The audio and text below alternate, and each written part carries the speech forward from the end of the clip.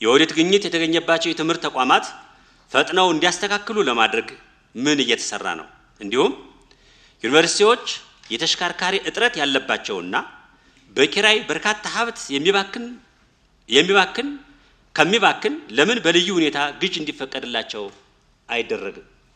የተሽከርካሪ እጥረትን በተመለከተ ሁሉ ዩኒቨርሲቲዎች ከፍተኛ ችግር አለባቸው።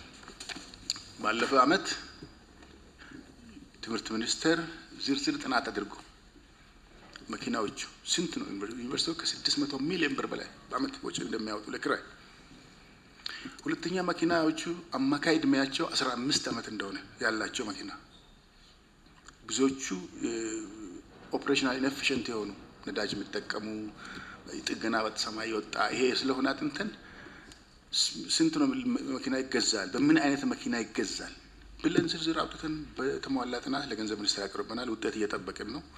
መፍጠን እንዳለበት ግን በዚህ አጋጣሚ ማረጋገጥ እንወዳለንና ዩኒቨርሲቲዎች በከፍተኛ ችግር ውስጥ ነው ያሉትን ተመለከተ። የመኪና ጉዳይ ደብዳቤ ጽፌ ነበረ 2016 መስለኛል። ደብዳቤውን ለእናንተ ነው ጻፍነው። ችግሮቹን በጥናት ከለየም በኋላ አንድ ዩኒቨርሲቲ የአራተኛ ትውልድ ዩኒቨርሲቲ በአመት የሚከፍለው 80 ሚሊዮን 70 ሚሊዮን ወደ 100 ሚሊዮን የሚጠጋ በየአመቱ የሚከፍል ከሆነ ያ በጀት ለክራይ የተገኘው በጀት መኪና እንዳይገዛለት ለምንድን ነው የሚያደርገው?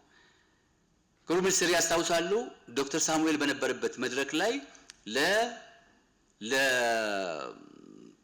ለምክር ቤት አባላት የ9 ወር አፈጻጸም ሪፖርት ሲያቀርቡ ጥያቄ ስናነሳ የተነሳው ዶክተር ሳሙኤል ነበር ያነሳው የከረንሲ ችግር ነበር ያን የተነሳው የፎሬን ከረንሲ መኪና ለመግዛት ለዛ ነው የተፈቀደላቸው ነው የተባለው። አስታውሳለሁ ይሄን መብራሪያ ማለት ነው። ይሄ ለዘላለም ለትምህርት ሚኒስቴር ለዩኒቨርሲቲዎች ብቻ ነው እንደሚሰራው? መኪና እኮ ሌሎች ይገዛሉ። አሁንስ ይሄ ጥያቄ አልተመለሰም? የከረንሲ ጉዳይ መኪኖች ለምን አይገዙም? ለዩኒቨርሲቲ ፕሬዝዳንቶችና ለአመራሮቹ ወይ ደግሞ ለፐብሊክ የፐብሊክ ባስ የሌላቸው ዩኒቨርሲቲዎች እኮ አሉ።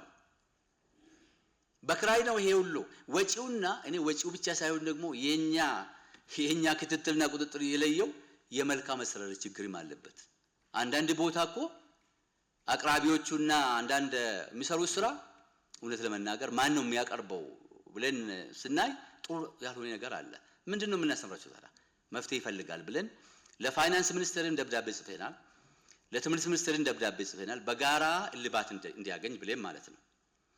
ነገር ግን የተወሰኑ መኪኖችን ገዝታቸው እየሰጣቸው ወይ ደግሞ ፋይናንስ ሚኒስቴር ገዝቶ ሁለት መኪና እንደዚህ እየሰጠን ነው።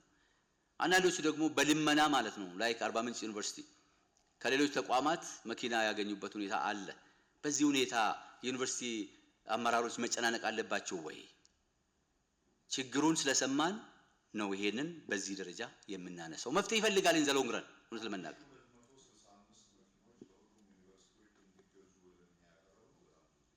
ቆይቷል ግን አልተገዛም። እንግዲህ የመፍትሄ ስለሚሻ ነው አሁን ይሄ መድረክ የመፍትሄ ነው። ክቡር በጠቅላይ ሚኒስትሩን ያገኛሉ እኮ በተደጋጋሚ የሚኒስትሮች ምክር ቤት ስብሰባ አለ፣ አጀንዳ ነው። እውነት ለመናገር እዛ ነው አንዱ መፍትሄ ይመጣል። እሺ ለማንኛውም ያው ነገ መፍትሄ ይመጣል። የመልካም አስተዳደር ችግር የሚታይባቸው ከመኪና ክራይ ጋር የተያያዘ ነው። አንዱ የሀብት ብክነትም አለ። በ70-80 ሚሊዮን በአንድ ዓመት ስንት መኪና ሊገዛ ይችላል? ይህ ሀብት ደግሞ የህዝብ ሀብት ነው። ፎርዛት ማተር እኛ መምራት ኃላፊነት ስለተሰጠን ኃላፊነታችን እንድንወጣ ነው።